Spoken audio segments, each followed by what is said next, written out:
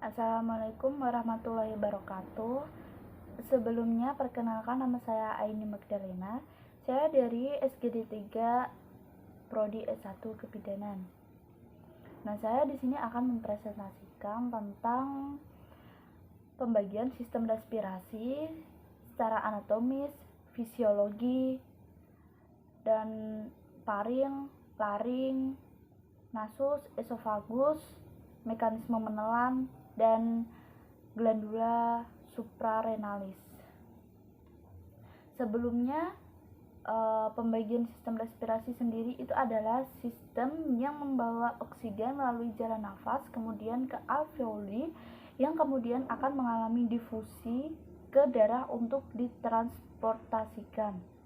Nah, fungsinya sendiri itu ada mengambil oksigen yang kemudian dibawa oleh darah ke seluruh tubuh atau sel-sel untuk mengadakan metabolisme. Terus ada mengeluarkan karbon dioksida yang terjadi sebagai sisa dari metabolisme, kemudian dibawa oleh darah ke paru-paru untuk dibuang. Nah, yang terakhir adalah sebagai melembabkan udara. Yang pertama itu ada pembagian sistem respirasi secara anatomis. Gambarnya seperti ini ya. Nah, ini ada saluran pernafasan bagian atas. Itu ada nasal cavity, faring, dan laring. Kemudian ada saluran pernafasan bagian bawah, itu ada trakea, bronkus, dan bronkiolus. Nah, kemudian ada paru-paru dan alveoli. Nah, yang kedua itu ada pembagian sistem respirasi secara fisiologis. Pembagian sistem respirasi secara fisiologis itu dibagi menjadi dua, yaitu zona konduksi dan zona respiratorik. Zona konduksi itu sendiri berperan sebagai saluran tempat lewatnya udara pernafasan serta membersihkan, melembabkan, dan menyamakan suhu udara pernafasan dengan suhu tubuh. Proses pembentukan suara.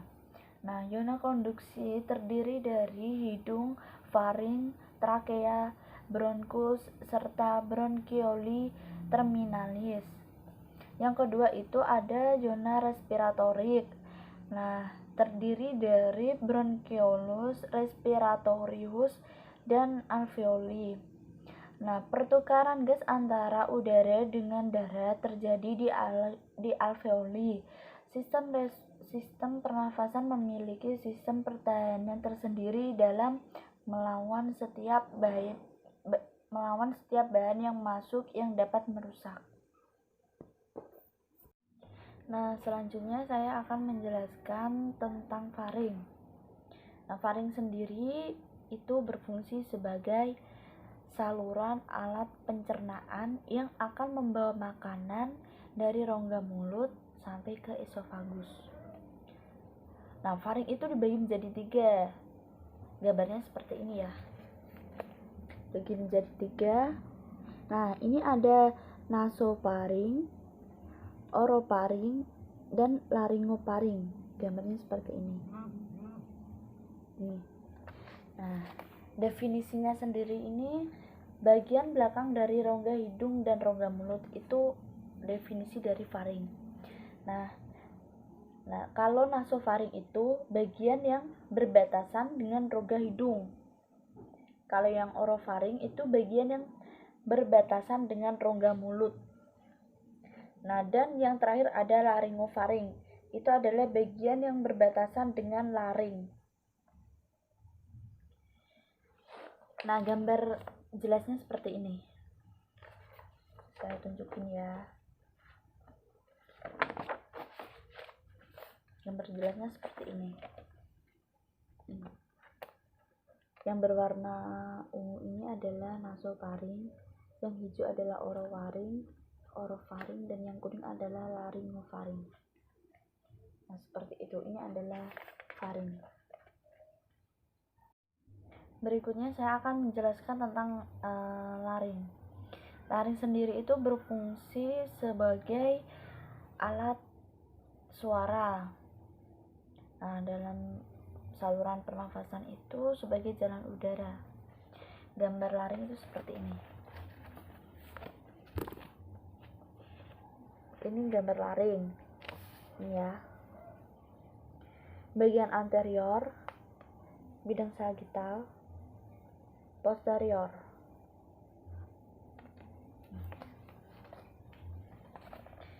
Bagian anterior itu terdapat ada laryngeal prominence.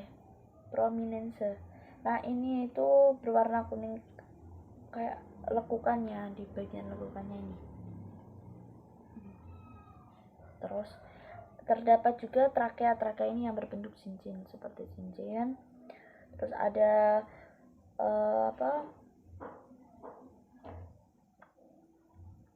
ada cricoid cartilage yang berwarna hijau. Terus ada thyroid cartilage yang berwarna kuning besar ini. Ada thyroid bone di atas bagian. Terus yang bidang sagitalnya ini ada trakea juga, terdiri dari trakea ini. Terus ada cricoid cartilage juga. Terus ada vocal cord ini, bagian vocal cord. Terus ada thyroid bone juga. Ada cricoid cartilage juga nih. Ada ada glotis. Ini glotis itu yang bagian tengahnya. Nah, terus ada epiglottis yang berwarna ungu besar ini, epiglottis. Nah, di bagian posteriornya ini ada cricoid cartilage juga yang berwarna hijau. Terus ada glotis ini yang bagian tengah ini. Ini glotis. Ini epiglottis. Terus yang ini ada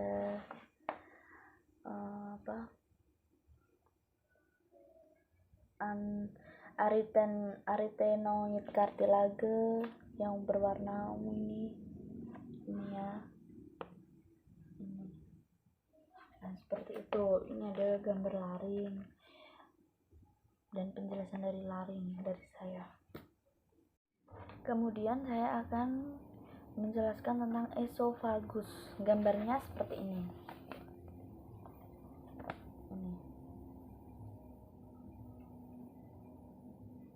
Esofagus ini bisa disebut juga kerongkongan, yang merupakan organ yang berbentuk seperti pipa. Ini kan bentuknya kan seperti pipa. Nah, fungsinya itu untuk menyalurkan makanan dari mulut sampai ke lambung. Ini adalah esofagus. Kemudian saya akan menjelaskan tentang mekanisme menelan.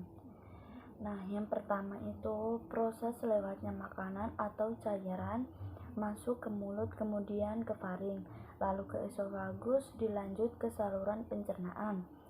Nah, yang kedua, kemudian melibatkan muskulus masuk ke area kortikal dan pusat menelan ke batang otak. Nah, yang ketiga, otak mengontrol muskulus kemudian ke nervus cranialis. Nah, dalam mekanisme menelan sendiri itu ada 3 fase.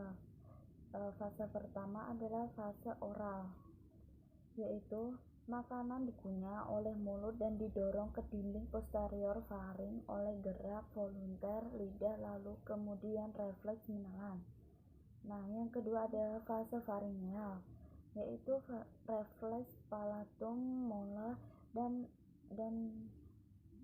uvula menutup rongga hidung, menutup glotis, musculus constrictor pharyngeus mendorong bolus melewati epiglottis menuju faring dan memasuki esofagus.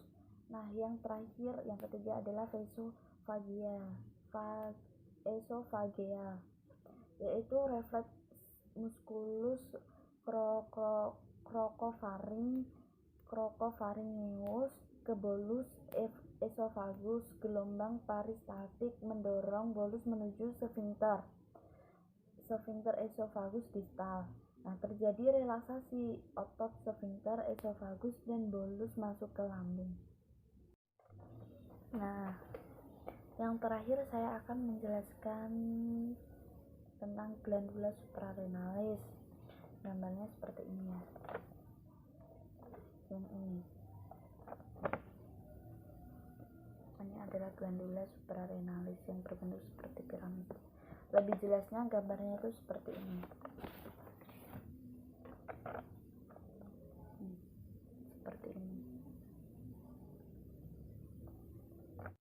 Nah, glandula suprarenalis ini adalah organ retroperitoneal yang berwarna kekuningan pada polus superior ren.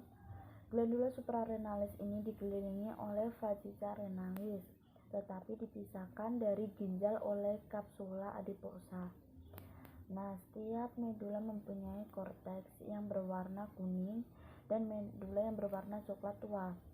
Glandula suprarenalis berbentuk piramid dan menutupi polus superior dexter dan menutupi polus superior ren dexter.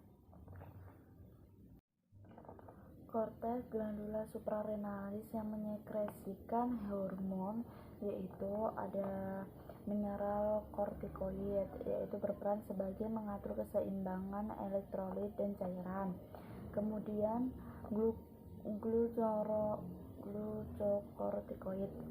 Nah, itu berperan sebagai mengatur metabolisme karbohidrat, lemak, dan protein. Nah, yang terakhir adalah hormon seks yang mungkin mempunyai peranan sebagai perkembangan pubertas organ seksual. Seperti itu penjelasan dari saya dan presentasi dari saya.